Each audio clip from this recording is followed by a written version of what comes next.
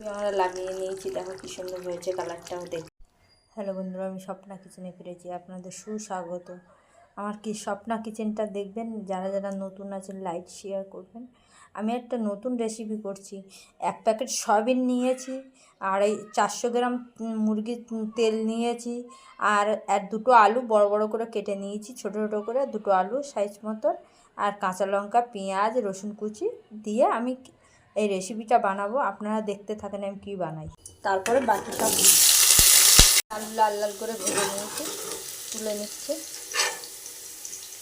আমি এই তেলে সয়াবিনটাও ভেজে নিচ্ছি একটু লাল লাল করে।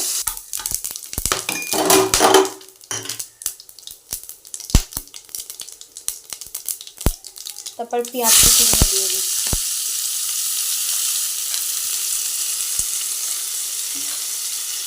তারপরে রসুন কুচিটাও দিচ্ছি।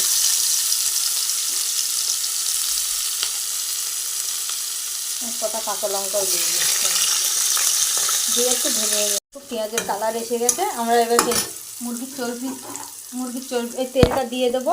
আমরা 400 গ্রাম তেল নিয়েছি, এই যে তেলটা দিয়ে দিচ্ছি এখন। দিয়ে এবার একটু ভাজা ভাজা করে নিয়ে তারপর মশলাগুলো পরে দেবো। এই তেলটাও ভাজা ভাজা হয়ে গেছে। আমরা একটু আদা দিয়ে দিচ্ছি 1 চামচ, একটু লাল লঙ্কার গুঁড়ো দিয়ে দিচ্ছি 1/2 চামচ, একটু ধনের গুঁড়ো দিয়ে দিচ্ছি, একটু হলুদ দিচ্ছি 1 চামচ, একটু লবণ দিয়ে দিচ্ছি। আমরা দিয়ে কষে নিই। তারপর তেল বেরিয়েছে কি সুন্দর। আমরা এবার আলু আর সয়াবিনটা দিয়ে দিচ্ছি, দিয়ে আবার একটু কষে নেব।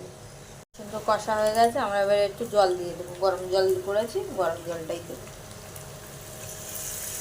সবসময় তরকারিতে গরম জল দেবে, টেস্ট বাড়বে, আর নাহলে ঠান্ডা জল দিলে পানসে লাগে আমার তরকারি। একটা নতুন রেসিপি। আর জল দেবো না, এই জলেই ফুটে গেলে হয়ে যাবে আমাদের। আমরা লাগিয়ে নিয়েছি, দেখো কি সুন্দর হয়েছে, কালারটাও দেখতে সুন্দর হয়েছে।